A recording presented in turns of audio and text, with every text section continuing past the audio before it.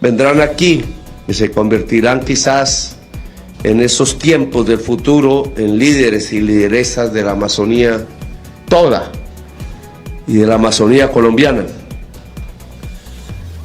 Ministro del Interior Armando Alberto Benedetti Villaneda, directora del Departamento, Secretaria General de la Presidencia, prefiero el nombre de Secretaria General de la Presidencia, Angilicet Rodríguez Fajardo, Jefe de Despacho Alfredo Saade Vergel, Almirante Francisco Hernando Cubides Granados, Comandante General de las Fuerzas Militares, que estrena Twitter. Eso es bueno porque ya en estas épocas tocó. General Luis Carlos Córdoba Avendaño, Comandante de la Fuerza Aeroespacial Colombiana. General Hugo Alejandro López Barreto, Jefe de Estado Mayor Conjunto de las Fuerzas Militares. General Luis Emilio Cardoso Santamaría, Comandante del Ejército Nacional. Almirante Juan Ricardo Rosso Obregón, Comandante de la Armada Nacional. Mayor General Carlos Fernando Triana, Director General de la Policía Nacional. Gobernador del Departamento del Amazonas, Oscar Enrique Sánchez Guerrero y su esposa Andrea. Contralor Departamental Gustavo García Torres.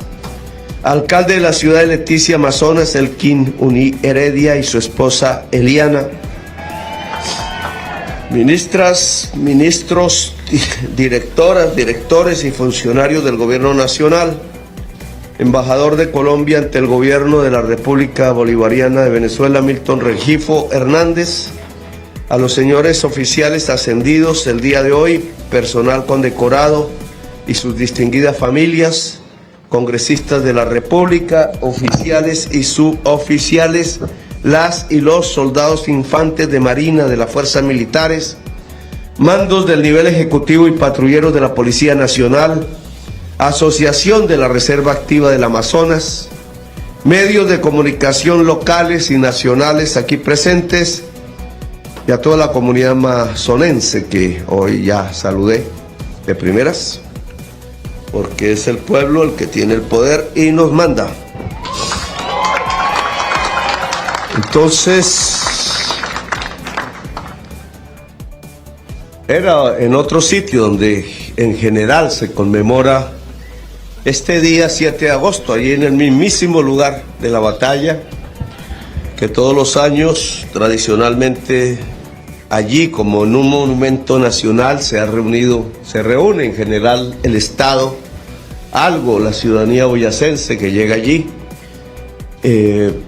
La batalla de Boyacá, obviamente, su historia aún está por redescubrir completamente. La hemos denominado la batalla definitiva porque abrió el paso libertador, el paso de su ejército a la ciudad capital actual, Bogotá, y empezó la descomposición del Imperio Español, de su monarquía en este territorio americano, que finalmente, prácticamente hasta la frontera norte de los Estados Unidos, no reconoce reyes, no reconoce monarcas, es una república.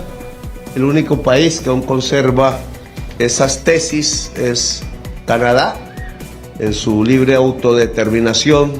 Lo demás de América se llama república.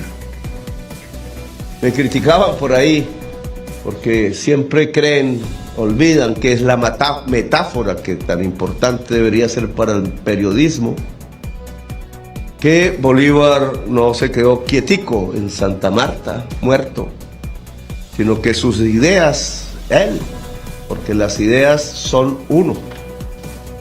Puede que perezca el cuerpo, pero la energía sigue. No me voy a meter aquí en una discusión teológica, padre, pero la energía sigue. Y esa energía de Bolívar, que hablaba de libertad, siguió por el mar Caribe y entró al Atlántico y pasó el Atlántico y llegó hasta la misma España, donde allá millones de personas gritaron república. Hasta allá la tesis de una república cundió prácticamente los dos continentes Y a esa república le hemos agregado una palabra en el discurso: democracia. República democrática, porque en la república no hay reyes y el rey es soberano. Dice, no es soberano, es el pueblo el soberano. Dice el himno. Y el himno lo dice porque esa es la esencia. Ese himno no se creó en esa época, pero a posteriori genera la esencia de la idea libertadora, que es la construcción de un sitio donde los seres humanos sean libres, completamente libres. Trabajo costó después del 7 de agosto, décadas de lucha política, el que los indígenas se pudieran ver como seres humanos libres, los verdaderos propietarios de estas tierras antes de la colonia, ancestros que en el Amazonas sí que nos han enseñado, ancestros que tienen, dicen los estudios científicos, por lo menos 30.000 años allí donde desemboca el río Amazonas. Y aquí hacia el norte, en la misma selva amazónica, 20.000 años, en murales pintados con arte.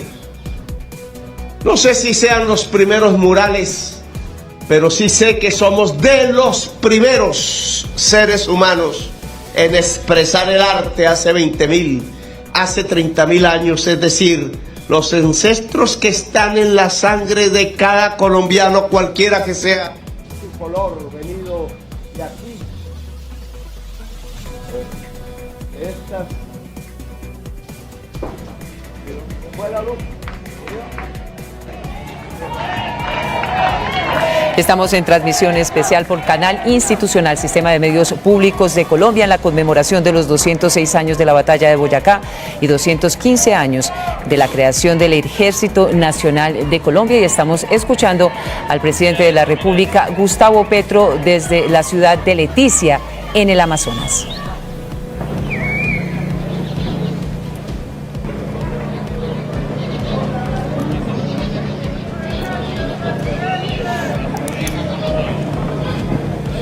Muy bien, significativo este escenario hoy para el pueblo colombiano en estas dos conmemoraciones célebres e importantísimas, 206 años de la Batalla de Boyacá y 215 del Ejército Nacional de Colombia, de su creación.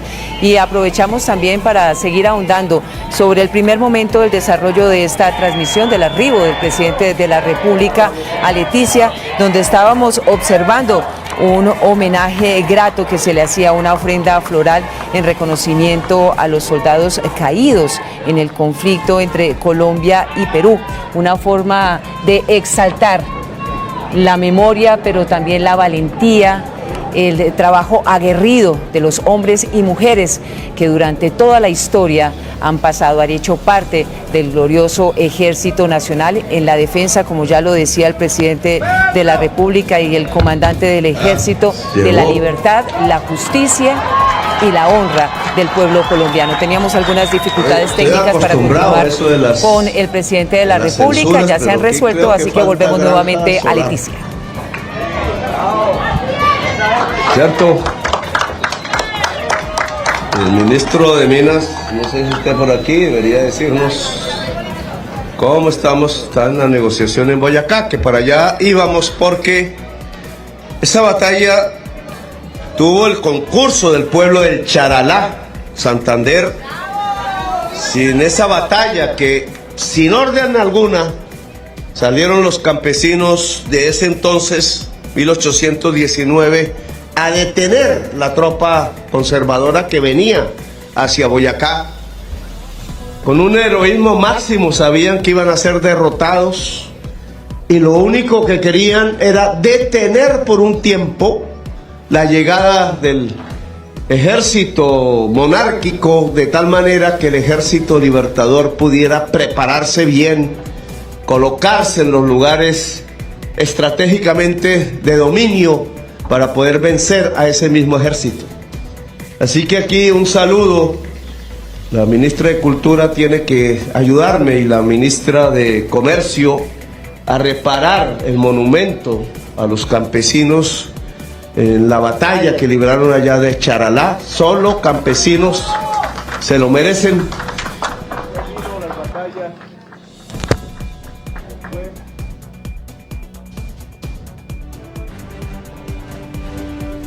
Canal institucional llevándoles los pormenores de esta conmemoración. Habla el presidente de la República, Gustavo Petro. Social, yo digo que importante, no voy a decir que difícil, porque los tres temas que están hoy en conflicto social, y el conflicto social nunca hay que verlo enemistosamente, sino al contrario, como la posibilidad del desarrollo de una sociedad hacia adelante, si se trata bien, si el diálogo está primero que cualquier cosa.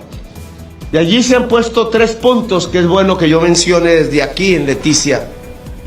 El tema del campesinado en el páramo, que se asimila a lo que podríamos llamar el campesinado en la selva.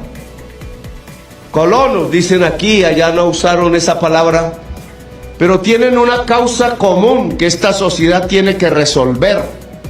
Hay campesinados donde es difícil cultivar, donde no están las tierras fértiles. Indudablemente no hay tierras fértiles ni en el páramo, e indudablemente tampoco hay tierras fértiles en la selva. Como todos aquí se habrán dado cuenta, una vez se quita la selva, queda el desierto.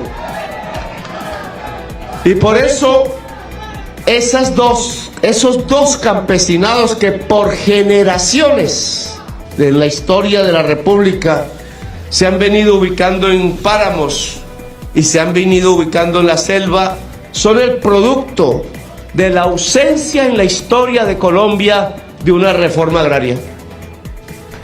No quisieron a lo largo de las décadas que la tierra fértil de Colombia fuera del campesinado.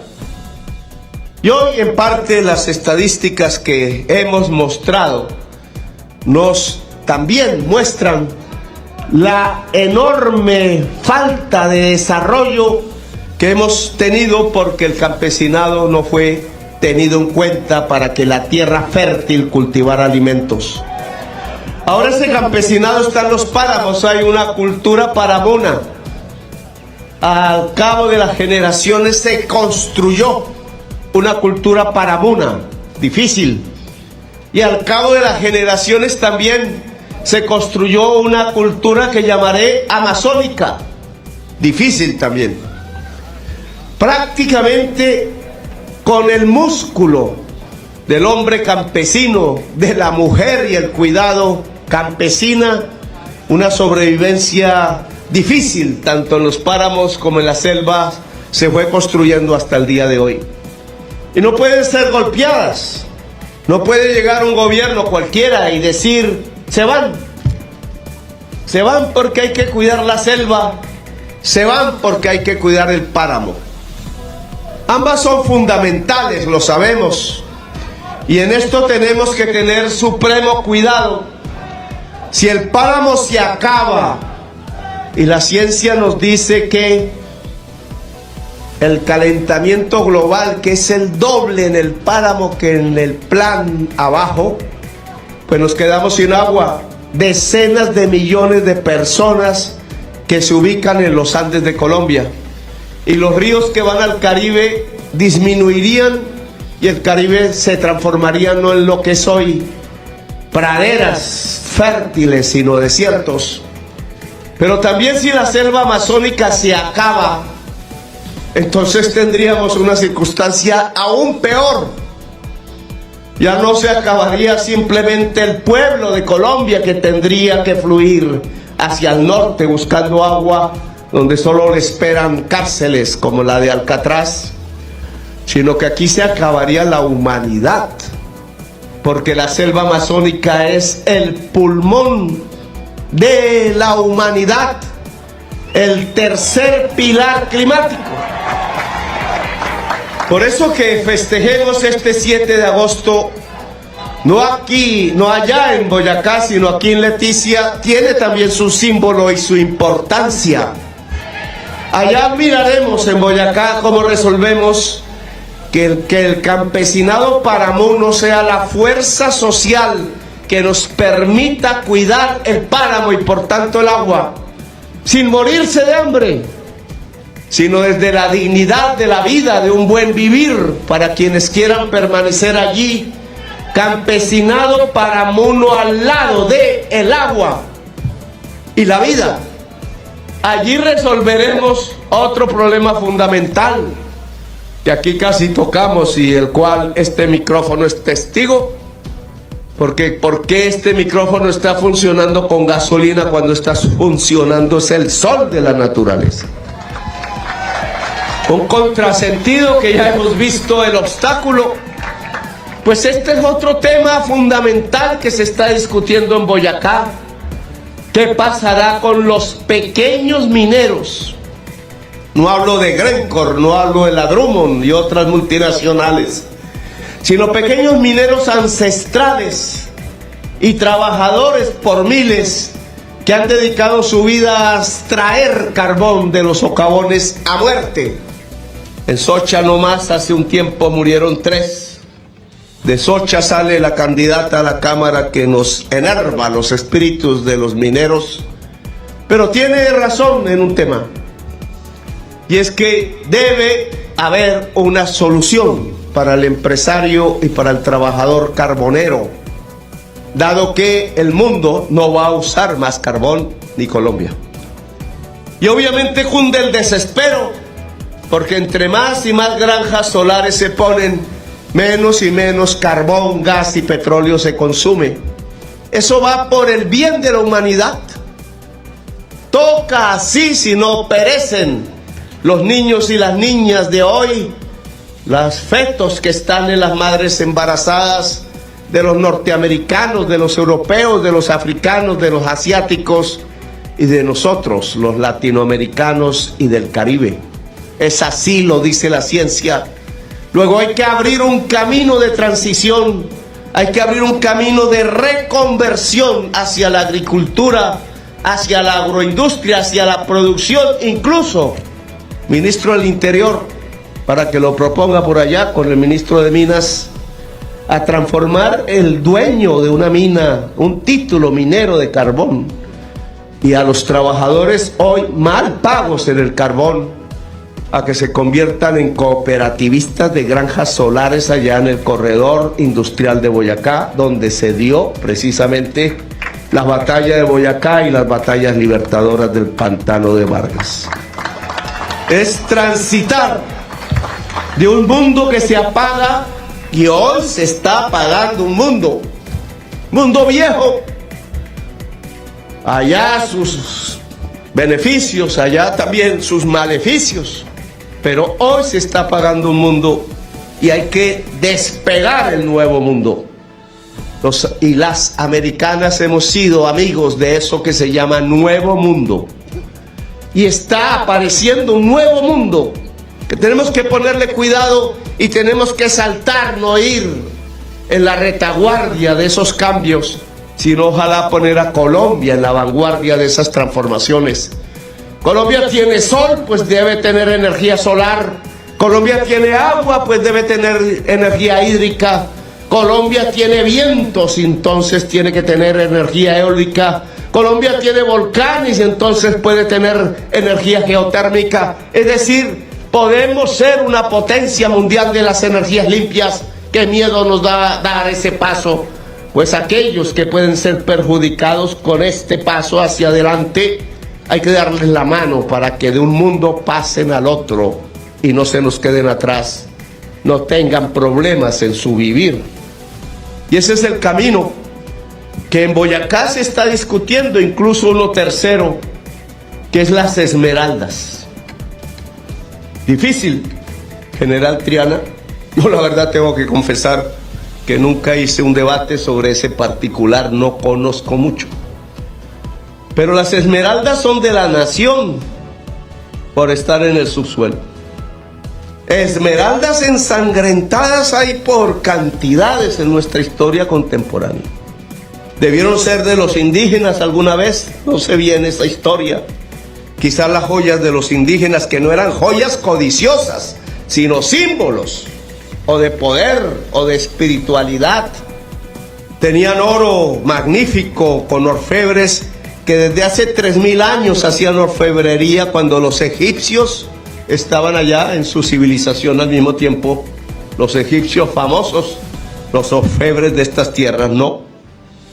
Pero seguro tenían oro y esmeraldas, quizás más, y conchas de mar, porque quizás para un indígena, como me lo acaban de demostrar en la Sierra Nevada de Santa Marta, una concha podría ser de igual valor que una esmeralda, porque no se medía en dinero, sino en amor, en símbolos de la vida. Las conchas en la Sierra Nevada representan el vínculo indígena al mar que le quitaron el señor Bastidas hace 500 años exactamente. No voy a repetir esas historias, pero sí quiero que hagamos una mesa con los mineros huaqueros que llaman, o cómo será el nombre, los mineros que están ahí en el lodo, en el barro, tratando de conseguir, son colombianos, son venezolanos, tratando de conseguir una pepita a ver si pueden comer, para ver cómo se democratiza las explotaciones de esmeraldas en Colombia. Difícil, lo sé, pero creo que todo el mundo debe caber en el occidente de Boyacá, siendo boyacense. Sé que se saca la esmeralda en bruto, prácticamente no paga impuesto, y la tallada paga muchísimo impuesto, o un impuesto importante, y entonces se llevan la esmeralda en bruto y la tallan allá en Bruselas, o en Ámsterdam, o en Suiza, y nos quedamos nosotros aquí viendo un chispero porque los impuestos los pagan allá. Y eso hay que cambiarlo. Y entre otras, la gente que anda en esos lodos, que no debe desconocer el Estado de Colombia, debe tener oportunidad sobre una riqueza que es de la nación, no es de nadie más, porque están en el subsuelo. Y con esto no quiero decir que abro una nueva guerra ya de las esmeraldas, porque ya existe esa guerra, sino que hay que lograr un pacto, de tal manera que no sean los extranjeros los que se lleven las esmeraldas gratis, sino que sea la colombianidad que habita allí en el occidente de Boyacá. Pero esos son los temas que hoy impiden, por la conflictividad social, hacer este acto allá en el puente de Boyacá. También paralelamente nos ha aparecido, venía ya andando, otro problema del cual quiero hablar aquí. Iremos al puente de Boyacá, el homenaje al ejército, pues también se hace allá, y por sobradas razones. La batalla de Boyacá es una actividad del pueblo y del ejército. Sin el pueblo no hubiera habido triunfo. Sin el ejército, tampoco. La batalla de Boyacá y la lucha de la independencia nacional de hace más de 2 siglos nos muestra que hay que juntar el pueblo y las armas. Pueblo y armas. Armas al servicio del pueblo.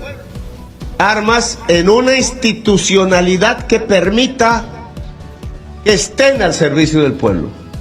Esa es la esencia del ejército libertador.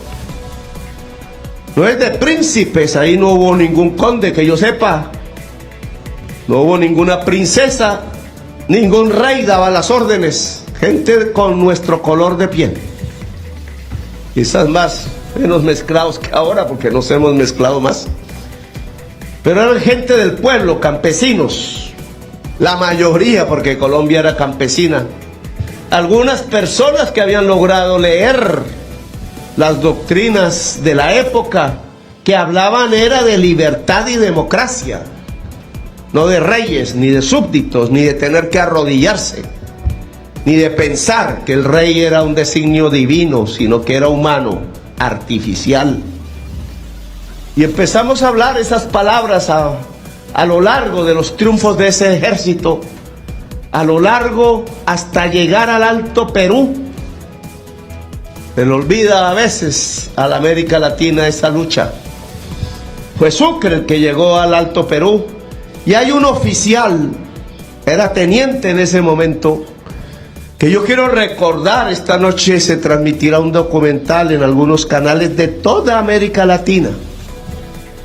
Un oficial que había nacido en Chaparral, Tolima, indígena, Coyhaimuno, yo les digo a los indígenas de allá, indígena del sur del Tolima, que le creyó a Bolívar sus palabras, que quizás le creyó a Nariño en su momento, y creyó entonces que el escenario que se abría era el de conquistar un mundo libre en la América, libre, un mundo sin reyes, y donde los indígenas pudieran otra vez acceder a la tierra, y quienes habían mezclado sus sangres con la sangre negra, con la sangre árabe, con la sangre blanca, aria, española o lo que fuera, también tenían derecho a la tierra.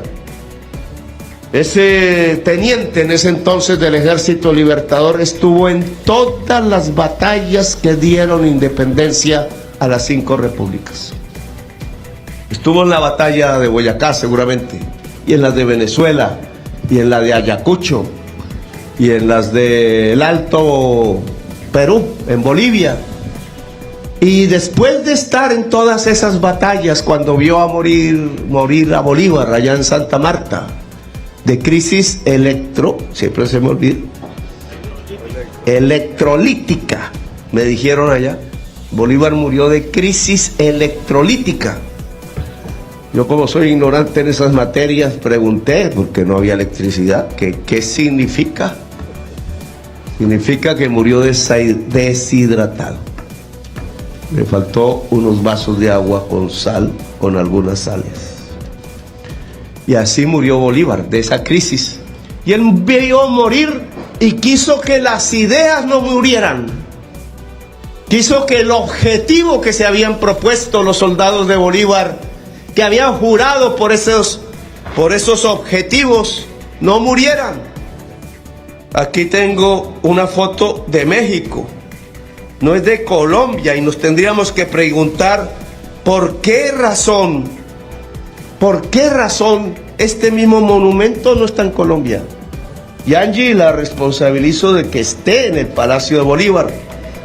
Este monumento dice: General José María Dionisio Melo Ortiz. Nació el 9 de octubre de 1800 en Chaparral, Tolima, Colombia. Soldado de Bolívar. Estuvo en la liberación de Ecuador, Perú, Bolivia, Venezuela y Colombia.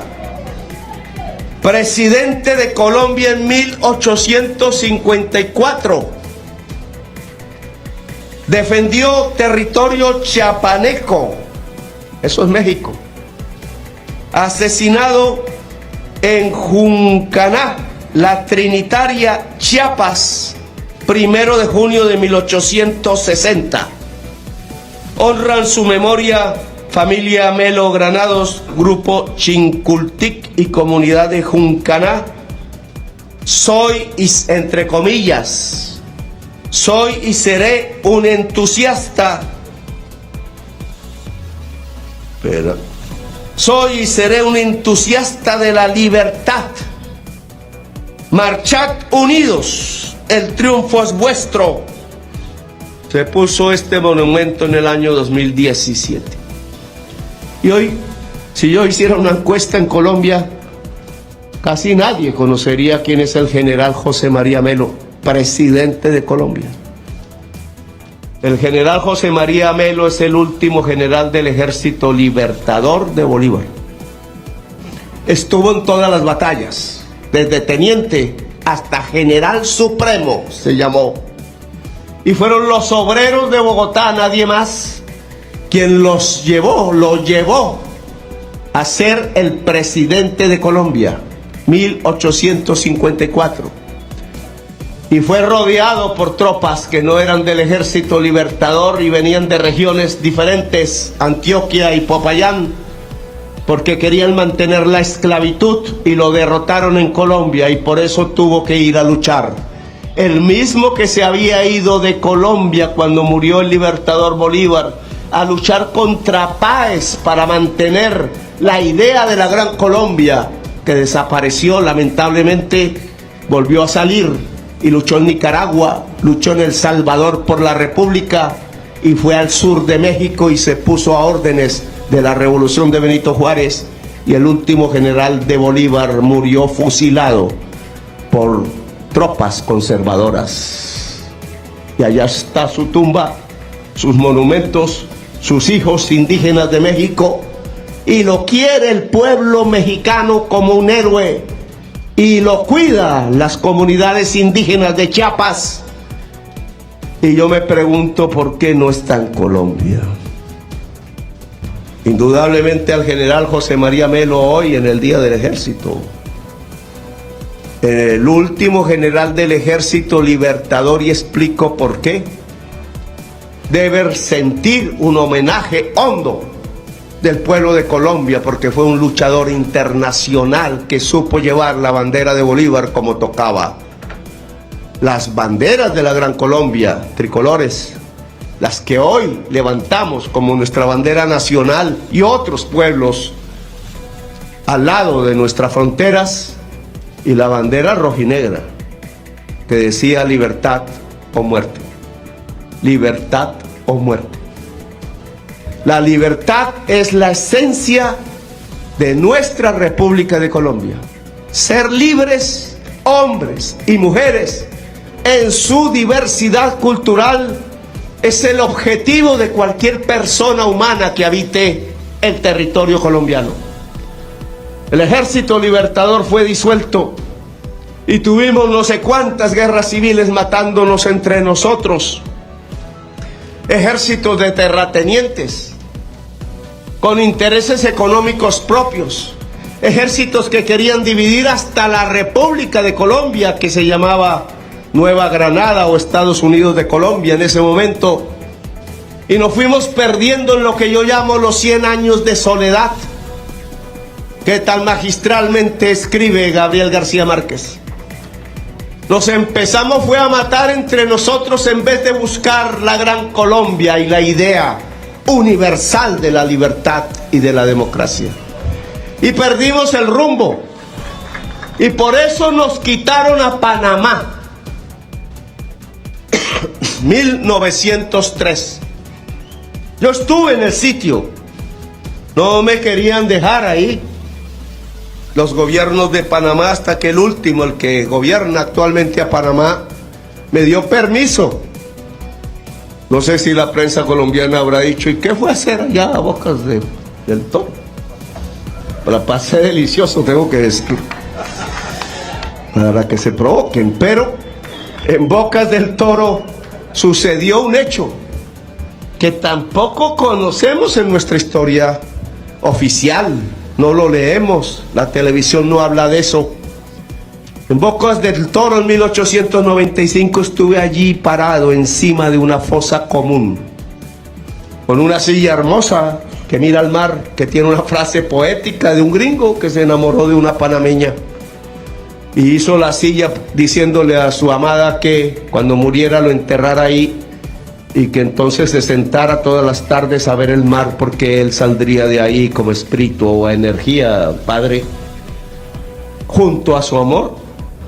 Pero en ese lado, en ese mismo sitio, mirando al mar, más abajo del cadáver del norteamericano, están decenas de colombianos enterrados que aún no hemos podido recuperar. Señora Canciller, le pido que agilice ante el gobierno de Panamá la exhumación de los restos de los colombianos nacidos en la actual Colombia, para no provocar disputas internacionales diplomáticas, y regresen a sus pueblos, porque esos colombianos allí, poetas unos, idealistas otros, militares de una idea liberal que era recoger otra vez la idea libertaria de Bolívar, murieron junto a nicaragüenses, jamaiquinos, cubanos, mexicanos, y allí murió uno de los generales del Ejército de México, que nunca quiso arrodillarse ni perder su tropa en el estado de Texas. Nunca quiso aceptar que Texas pasaba a otro país y que era de México, y lo persiguieron de tal manera que solo apareció allí en Bocas del Toro y dirigió el ataque contra el cuartel, que aún era de un partido político de Colombia y perecieron todos, fueron derrotados. Había un acorazado atrás de otro país extranjero. Ahí perdimos a Panamá. Si en esa batalla hubiéramos ganado, Panamá quizás sería parte de este esfuerzo de construcción nacional, no lo sé. Decidieron su camino y con autonomía hoy los respetamos. Panameños y colombianos tenemos ahora que acordar cómo logramos que el Mar Caribe sea un fogón de cultura, cómo podemos lograr ser el puente para que las energías limpias de Sudamérica puedan limpiar lo que hoy está ocasionando el mayor peligro de extinción de la humanidad, que es la matriz energética de los Estados Unidos. Tema que se tiene que conversar, señora Canciller. Panamá, el cruce de las líneas de energía eléctrica, la posibilidad de otro tren interoceánico que usted tiene en sus manos. Pero de allí pasamos de perder a Panamá a perder más territorio. Pareciera que el siglo XX hubiera sido, y el comienzo del siglo XXI también, una época en donde la debilidad de la nación se demostró, fue perdiendo territorio y aumentando el número de víctimas, homicidios entre nosotros los colombianos. Entre más nos matábamos, más perdíamos territorio.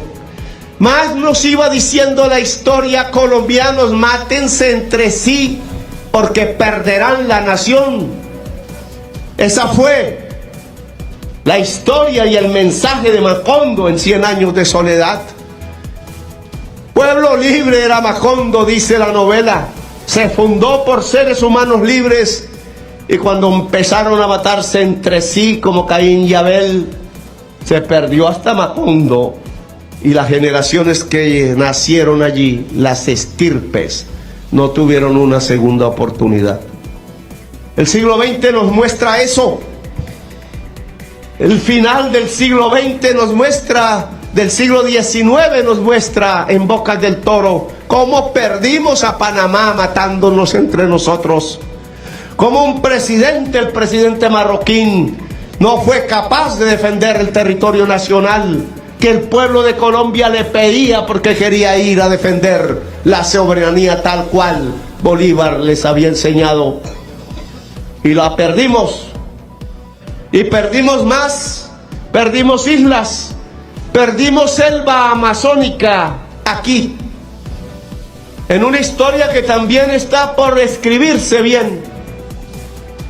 Es la historia de la vorágine. Es la historia donde los patrones, entre comillas, creían que podían esclavizar a los indígenas para extraer caucho y venderlo en el mercado internacional y hacerse ricos. Y los indígenas iban muriendo en medio de esa esclavitud, en medio de esa crisis humanitaria. Y así se creyó que había que poblar la selva y destruir los árboles nativos, su vegetación, y cultivar lo que Europa comprara, o los Estados Unidos, el caucho para hacer las llantas de los autos que en las autopistas del norte empezaban a circular en masa, y no se daban cuenta los norteamericanos y europeos que ese caucho sobre el cual andaban las máquinas de sus vehículos estaba hecho con la sangre de los indígenas amazónicos. Y no nos dimos cuenta que ese era igual el problema del Perú que el problema de Colombia y el problema de Brasil, la triple frontera.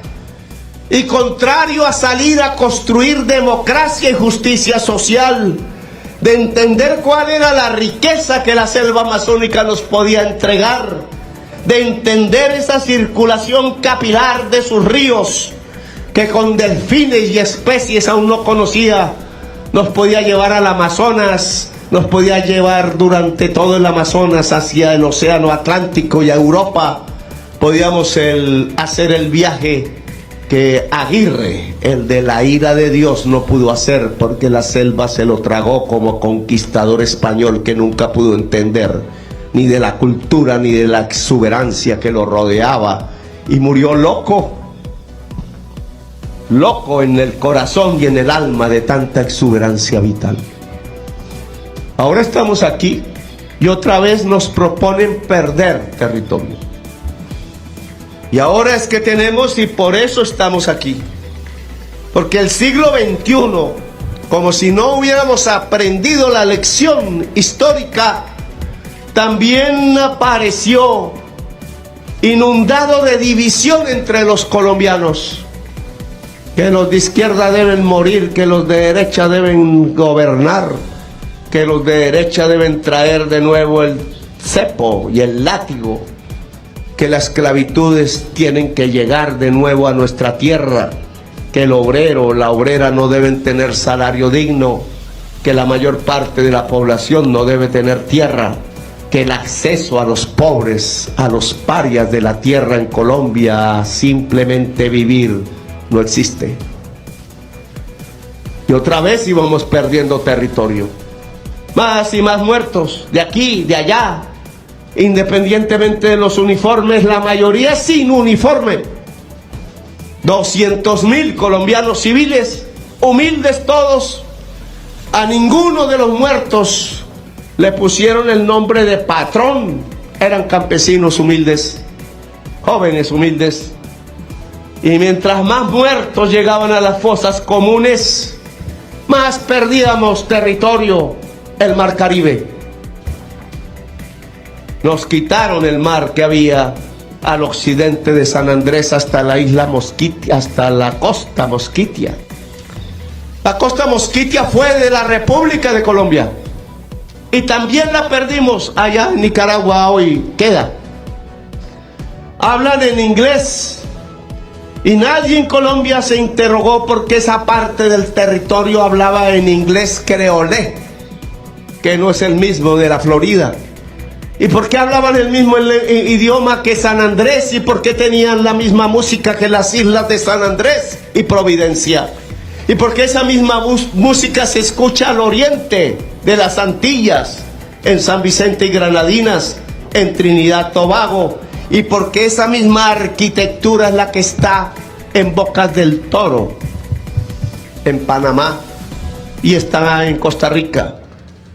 Y seguramente en muchas más islas que ahora no. Bélice, entre otras, en tierra continental. Son un mismo pueblo. Se llama la cultura garúfona. Son de negros que se tiraban de los barcos antes que ser esclavos y arriesgaban a morir o a ser libres. Libertad o muerte. Negros de bandera rojinegra. Y llegaron a esas islas a nado y se encontraron con los indígenas de allí. Y no se mataron entre sí, sino que se abrazaron y mezclaron su cultura y sus sangres y sus amores.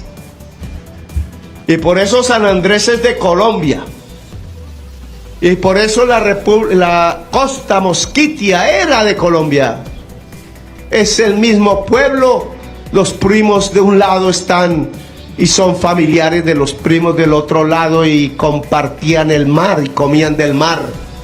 Y a alguien se le ocurrió que había que trazar una frontera obviamente que era de Colombia más que todo, y fue corriendo hacia el oriente, y por poco en estos años perdemos la isla de San Andrés y Providencia. Solo nos salvó una cosa, que los abogados que defendieron en este gobierno, no en los anteriores, la isla y el mar, eran de allá, eran garifunas, y podían decirle a la Corte Internacional de La Haya que eran una cultura propia, y que esa cultura propia, autónoma, a la cual tenemos señores ministros y ministras que se olvidan de estos temas, que tenemos que agradecer, de tal manera que ya no mueran 400 jóvenes en los barcos llevando cocaína, o más. 400 son los que están presos en los Estados Unidos. Y en una isla, ¿qué puede pensar un joven? Garifuna, alto, nunca fue esclavo, siempre fue libre. Si no hay universidad, no la dejan hacer. Si no hay fibra óptica, porque la empresa Claro lleva un hilito, porque allá no puede vender muchos celulares, la población no alcanza cuando nosotros debemos llevar la fibra óptica poderosa porque es cuestión de soberanía, porque cualquier joven con internet poderoso ya no le importa que esté en una isla, sino que puede hacer volar su cerebro a cualquier parte del mundo. Y entonces puede construir riqueza, inteligencia colectiva. Falta, ministros, porque un día también volverán a decirnos que San Andrés no es de Colombia. Esos abogados garífunas de San Andrés, raizales, dicen ellos, solo le recordaron a la Corte Internacional de la Haya, allá en Holanda, Europa, que es que ellos ya habían en un plebiscito, que nadie se atrevió a decir que era populista, y si no, en una decisión directa del pueblo, que ahora algunos abogados... Otra vez.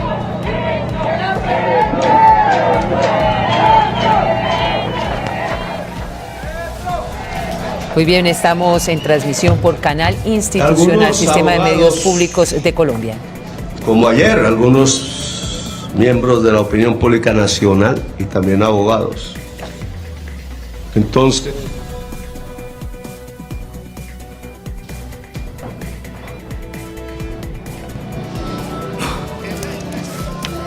Desde el corazón de Leticia, hoy en la conmemoración de los 206 años de la Batalla de Boyacá, aquel 7 de agosto del 2019, y los 215 años del Ejército Nacional. Hoy el presidente de la República en esta ciudad exaltando el compromiso, la labor, la valentía, estos hombres y mujeres aguerridos que entregan la vida misma, la de sus familias, para proteger a todos y cada uno de los colombianos a lo largo y ancho del territorio nacional, recordando por supuesto la valentía y el honor que significa ser parte del glorioso Ejército Nacional. Son algunas de las palabras que ha mencionado el presidente de la República en su discurso, enfocado específicamente en la defensa de la libertad, la democracia y por supuesto la soberanía nacional.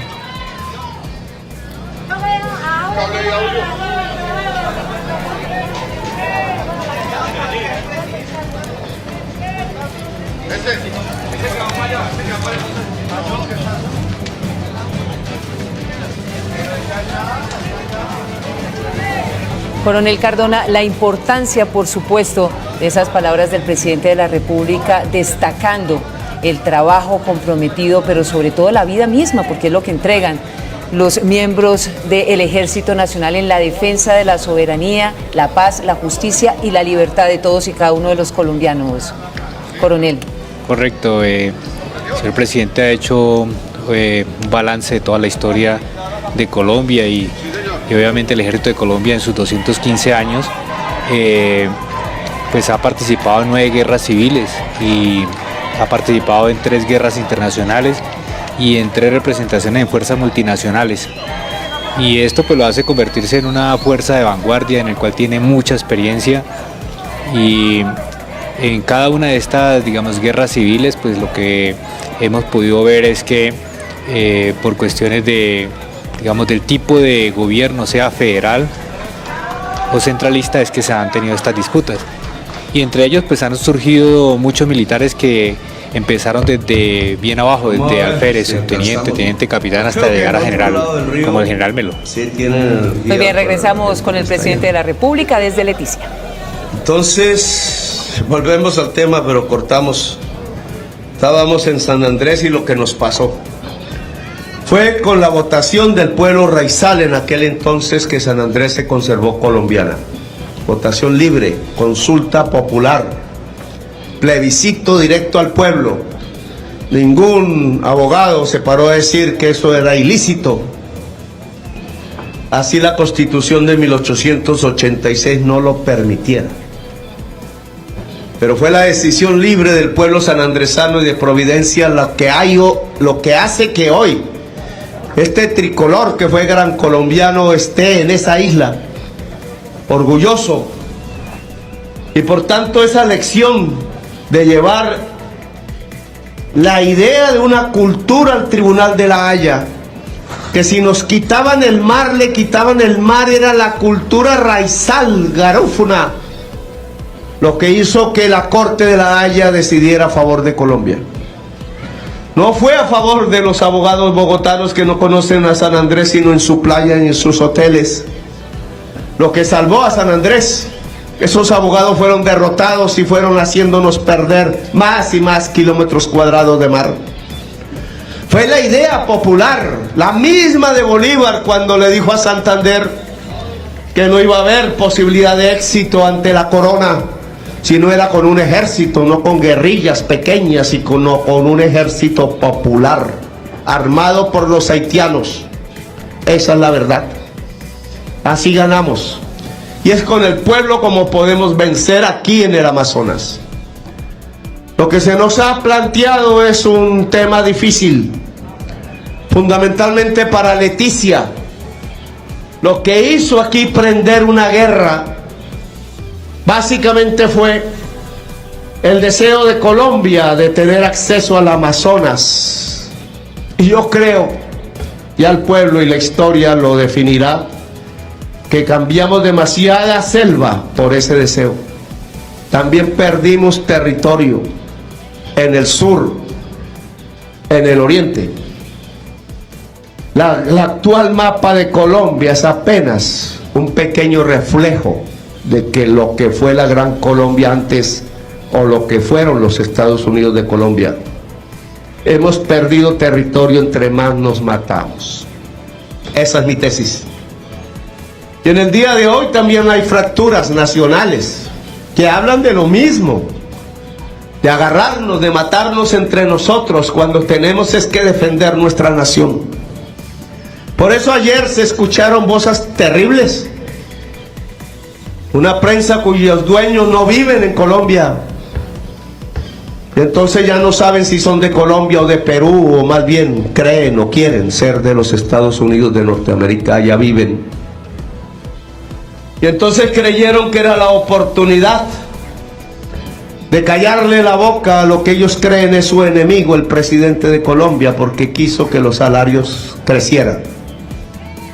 Pues bueno, el 1 de enero del año entrante, el presupuesto ya está presentado al Congreso de Colombia. Todos los soldados regulares de este ejército que hoy conmemora 215 años tendrán un salario mínimo de 1.300.000. Fue una decisión que aún en medio de afugias, porque nos han querido financiar, todos lo saben, quisimos conservar. Nos dicen glotones, nos dicen que malversamos el presupuesto de funcionamiento, que hacemos crecer el presupuesto de funcionamiento, pero el presupuesto de funcionamiento se divide entre entregarle dinero a la salud y la educación a los municipios, todos de Colombia, hacer crecer la salud y la educación, entre pagar la fuerza pública y entre pagarle a los pensionados de Colombia. Y nosotros le hemos pagado a todos los pensionados de Colombia y vamos a aumentar el presupuesto el año entrante para que 3 millones de viejos ganen un bono pensional a lo largo y ancho del país y puedan comer simplemente. Y nosotros hemos elevado el presupuesto de la fuerza pública porque queremos en primerísimo lugar que la gente que lo integra, hombres y mujeres jóvenes, la inmensa mayoría, tengan con qué vivir y sus familias también, comer, porque si el ejército que les pide o la nación que les pide el sacrificio físico hasta el de la vida no tiene como contraprestación por lo menos la mínima dignidad personal y familiar, pues ¿cómo se va a combatir en esas condiciones? Al final gana el hambre, con el hambre no se puede combatir. ¿Y cómo vamos a impedirle que la gente de Colombia tenga los recursos suficientes para la educación y la salud? Sí, como nunca antes en la historia de Colombia tenemos gente joven en la universidad, 2,5 millones. Sí, como nunca antes en la historia de Colombia hemos sacado gente de la pobreza a tal punto que el porcentaje de pobres es el menor que ha tenido la historia de este país. 2,5 millones sacamos. Sí, hasta como nunca en la historia de Colombia hemos reducido la tasa de mortalidad infantil que se debe al sistema de salud que ahora implementamos. 40% en 3 años, por favor. Un éxito que me enorgullece en el alma. Solo con seguridad social, con justicia social, podremos disminuir la inseguridad. Y la inseguridad hoy se arrincona, y no lo dicen, en las fronteras de Colombia y en los puertos de Colombia, y abandona todo el demás territorio nacional. Y por eso llega aquí a Leticia, aquí a la triple frontera, llega. Y por eso tenemos que hablarlo con claridad. La selva amazónica no tiene como enemigos a los colombianos. Hoy, el monumento de un hacha sobre un árbol milenario ya no es monumento. La bioeconomía será la 4ª rama mundial de poder económico.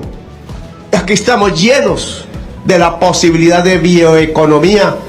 Solo se necesita juntar el cerebro a la selva, como los indígenas algún día lo hicieron, pero ahora todos y todas, para vivir de la bioeconomía, no de tumbar los árboles. Y en esto hemos conversado con el pueblo amazónico, tanto el indígena como el que no es indígena. Y de esa conversación rápida tienen que salir las medidas económicas que permitan que aquí toda la juventud pueda estudiar, que aquí sea la ciencia, que aquí se pueda vivir bien, con dignidad, en medio de la selva. Eso es Leticia, entre otras cosas. Y esa búsqueda entonces nos dice que no son los peruanos los enemigos de la selva, que no son los colombianos, que no son los brasileros, los ecuatorianos, ni los venezolanos más adelante, ni los guyaneses. La sociedad que vive en la selva amazónica, la cultura amazónica, debe ser el principal aliado de la selva. Y la selva es la posibilidad de vida de la humanidad toda. Por eso el mundo tiene que ver esta tierra y tiene que ser corresponsable con nosotros, nosotros los primeros, porque somos soberanos de que la selva no se apague, no se queme, que sus ríos no se sequen, que el delfín no muera ni muera el pez, que la selva pueda ser el sostén de la humanidad y del pueblo amazónico.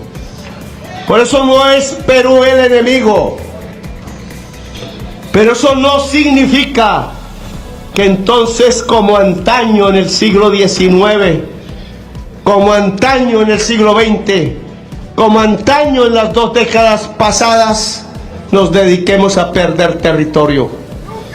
Aquí Colombia ha decidido no matarse más entre sí. No escuchamos ya las voces de los viejos patriarcas condenándonos a la muerte, a las estirpes condenadas. 100 años de soledad se acabó.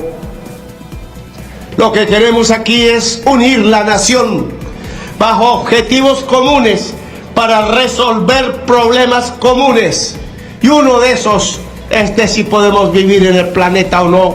Y de ese objetivo depende si somos capaces de salvar la selva amazónica o no. Así que yo invito al pueblo peruano, bolivariano también, al pueblo ecuatoriano, al pueblo brasileño cercano aquí a nosotros, vecino por la tierra, al pueblo venezolano a juntarnos en salvar la selva amazónica. ¿Y quién es el enemigo? No podemos perder la vista.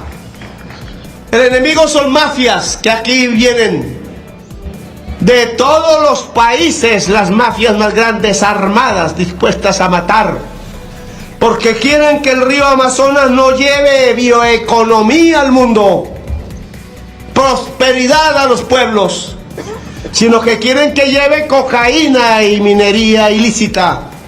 La minería destruyendo otra vez el árbol, otra vez el hacha sobre el árbol, destruyendo la vida. En la selva amazónica no debe haber minería de ningún tipo, porque de eso vive o depende la humanidad entera. Y saber vivir de la selva implica ciencia, pero la mafia no trae la ciencia, trae la muerte. Y se viste de diversos colores y siglas, unos del Perú, otros del Brasil, otros de Colombia, y aquí van cruzando los caminos llevándonos hacia los espectros de la muerte para que nos abracen. Por tanto, ahí está un enemigo que paga, que tiene dinero a granel, que entrega mochilas a cualquier ciudadano que no tenga el corazón brindado ante la codicia. Y la codicia puede acabar con la selva, como nos lo mostró José Eustacio Rivera. La codicia puede llevarnos a una vorágine tal en que la selva amazónica desaparezca, y si desaparece, desaparece el pueblo del Amazonas y desaparece la humanidad. Por eso el Perú aquí tiene que responsabilizarse de lo que está haciendo. No voy a hablar de su gobierno, su política interna me es vedada, aunque sí quisiera opinar. Porque la Convención Americana de Derechos Humanos debe prevalecer. Pero sí puedo hablar de la frontera.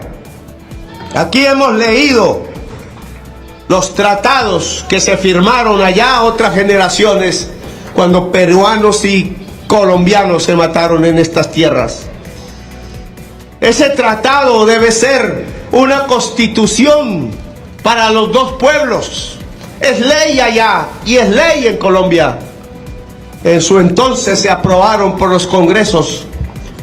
Y ese tratado es claro en afirmar una serie de pautas que trataban de alumbrar como la linterna de Diógenes el futuro. Claro que los ríos cambian, porque están vivos, porque el planeta es un fluir, y el principio del fluir es la contradicción, porque nada está quieto, lo que se inquieta se muere.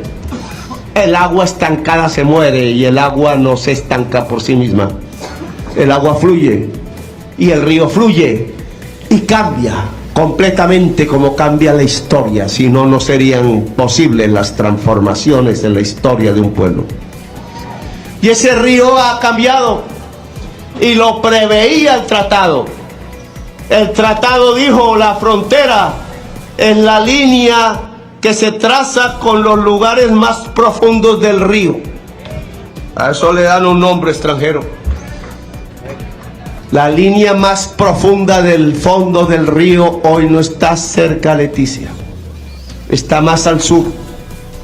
Y dijo que si surgían islas, que surgen, muchas han surgido, entonces habría un acuerdo común entre los dos gobiernos antes de definir si es colombiana o es peruana.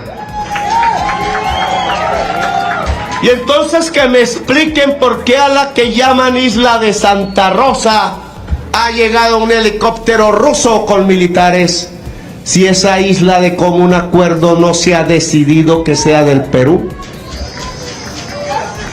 Si el tratado dice que es de común acuerdo, ¿cuándo nos hemos reunido para decir que esa isla debe tener un alcalde y una bandera peruana y no colombiana? Yo no voy a decir que la isla es colombiana, eso no dice el tratado. El tratado dice: nos reunimos y acordamos. ¿De quién es la isla que surge nueva? Porque no solamente va a surgir esa, sino muchas otras. Miren el peligro. Va a surgir de tal manera que Leticia queda en tierra firme sin acceso al Amazonas. ¿Y de qué ha vivido Leticia si no es del río Amazonas? ¿Y acaso esa no fue el móvil de la guerra? Acceder al río Amazonas. ¿Y acaso el Tratado de Río de Janeiro de 1934 no dijo que Colombia tenía derecho al acceso libre al Amazonas e incluso a una navegabilidad multinacional? ¿Qué va a hacer Leticia si no tiene río? ¿A dónde irán sus familias? Si una línea en la tierra a lo largo de lo que hoy es el río Amazonas será la frontera con Perú. Yo creo que ese destino no es el que se trazó en el tratado de 1934. No se ha cumplido el tratado, Perú lo violó. No se hizo el acuerdo para definir de quién la isla. Anda la prensa colombiana buscando una tesis que es la tesis peruana de que la isla de Santa Rosa es simplemente una extensión de la isla de Chinerí. No, tenemos las pruebas técnicas científicas. La isla de Santa Rosa no es una extensión de la isla de Chinería. La prensa de Colombia está equivocando al pueblo de Colombia. La isla de Santa Rosa surgió nueva después de los años 50, creo. Y al surgir nueva, el tratado lo que dice es que los dos gobiernos se ponen de acuerdo. Y Perú le ha sacado la maleta a ponernos de acuerdo. Y yo no les voy a prevenir, simplemente los invito a ponernos de acuerdo antes que las mafias ganen. Porque esto mismo que le dije al presidente Trump, no personalmente, porque nunca ha querido hablar con un bolivariano, sino a través de sus funcionarios, se lo digo, los que quieren romper las relaciones entre Colombia y Estados Unidos, yendo allá a los Estados Unidos con chismes, mentiras y calumnias, tratando, no sé, de defender su patriarca, ese no es mi interés. Esos que han ido allá quieren es que se rompan las relaciones entre Colombia y Estados Unidos, y eso tiene un objetivo, un ganador.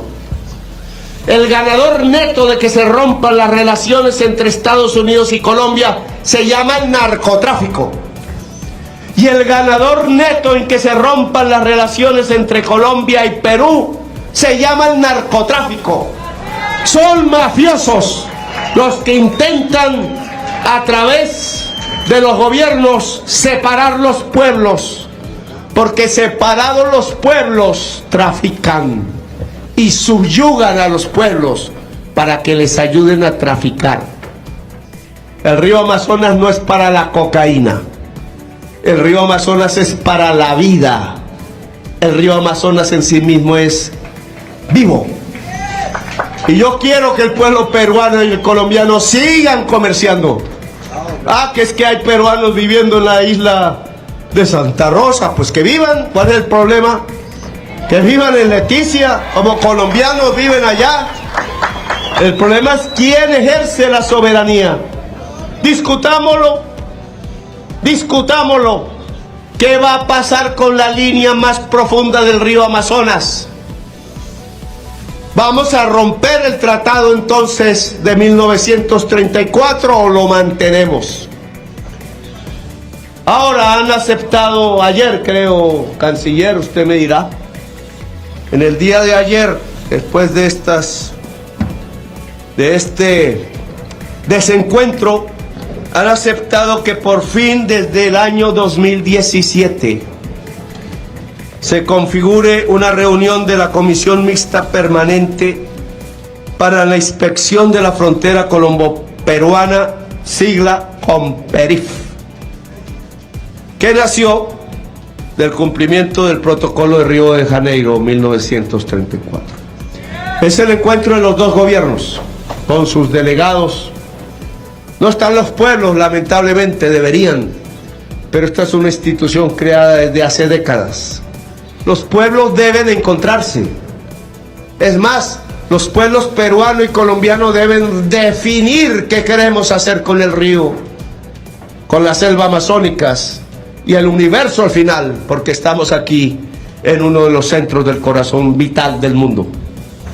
¿Qué queremos hacer?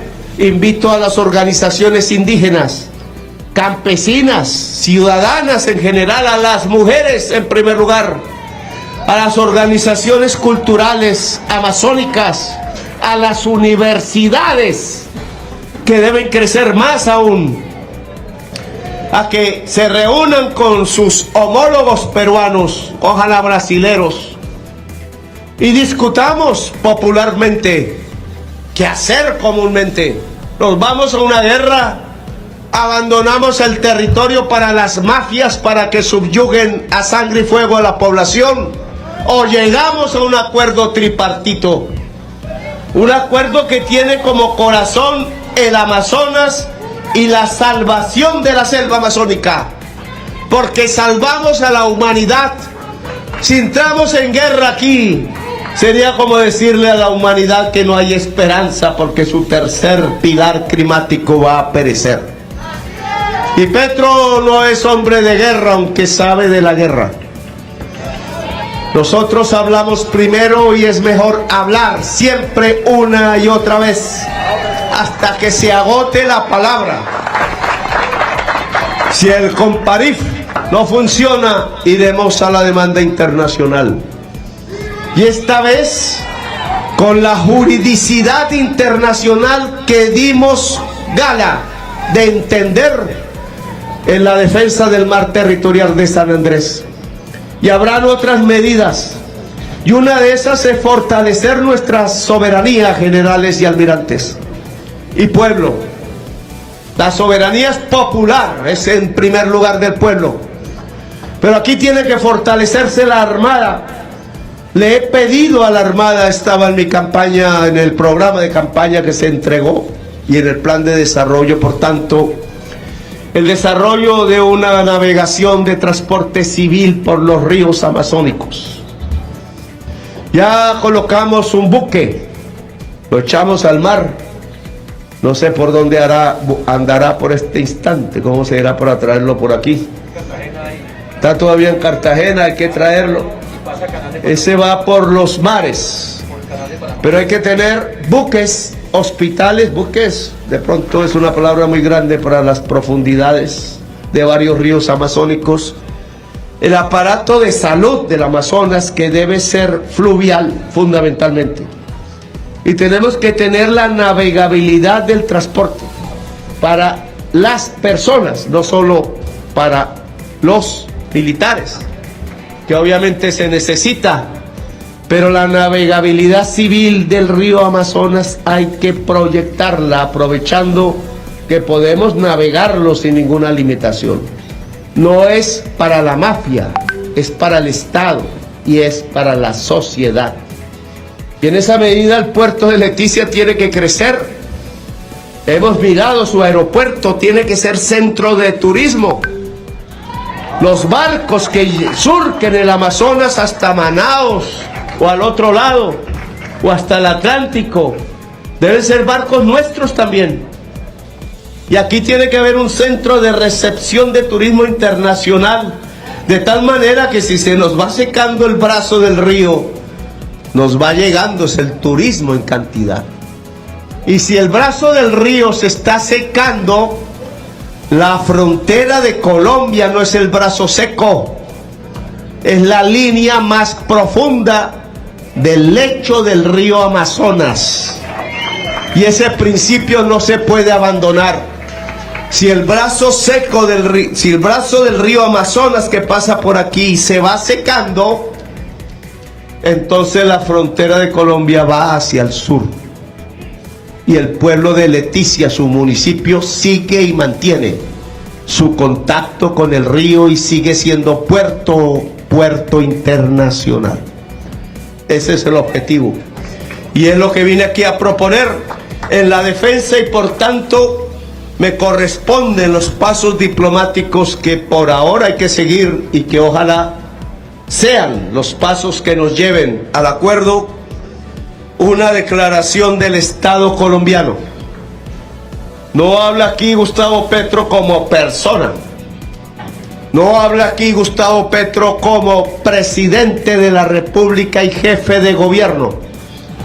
No habla Gustavo Petro como jefe de administración o como comandante de las Fuerzas Armadas de Colombia.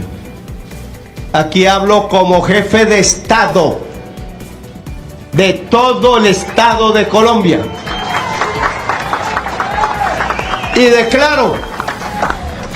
declaración del Estado colombiano, posición nacional en relación con la soberanía de la denominada isla de Santa Rosa sobre el río Amazonas. El presidente de la República de Colombia, en cumplimiento de su deber constitucional de defender la integridad territorial y los intereses del pueblo colombiano, en un momento en que la unidad nacional y la firmeza en la defensa de nuestra soberanía cobran un valor especial, se permite declarar que: 1. La denominada isla de Santa Rosa, junto con otras formaciones fluviales surgidas en el curso del río Amazonas, con posterioridad a la única asignación binacional de islas entre la República de Colombia y la República del Perú, realizada en el año 1929, no han sido asignadas a ninguna de las dos repúblicas. 2. La ley por medio de la cual crea el denominado Distrito de Santa Rosa de Loreto es un acto unilateral del Perú que desconoce los instrumentos jurídicos binacionales al incorporar una isla no asignada y establecer límite internacional entre ambos estados, violando el principio de primacía del derecho internacional sobre el derecho interno. 3. Colombia no reconoce la soberanía del Perú sobre la denominada isla de Santa Rosa y desconoce a las autoridades de facto impuestas en la zona. 4. El acto unilateral de exigir el registro a las embarcaciones en la denominada isla de Santa Rosa es inaceptable y violatorio al espíritu de la libre navegabilidad por el río Amazonas, contemplado en el acta adicional del Protocolo de Río de Janeiro de 1934, en especial en su artículo 12. 5. Reitera su disposición para reactivar la Comisión Mixta Permanente para la Inspección de la Frontera Colombo-Peruana, COMPERIF, que impulsará las acciones para garantizar el cumplimiento del Protocolo de Río de Janeiro de 1934. 6. Recibe con beneplácito la invitación del gobierno de Perú para participar en la Comisión Mixta Permanente para la Inspección de la Frontera Colombo-Peruana, COMPERIF, que tendrá lugar el próximo 11 y 12 de septiembre del 2025 en la ciudad de Lima. Finalmente, Colombia reafirma su compromiso con la integración regional, la paz y la diplomacia como camino para buscar la solución. Leticia, Amazonas, 7 de agosto del año 2025. Gracias a todas y todos los ciudadanos y ciudadanas de Leticia. Gracias a ustedes, jóvenes de la patria, soldados de Bolívar, por exponerse a este sol como la ciudadanía. Oficiales de Bolívar, rompan filas. Gracias, muy amables.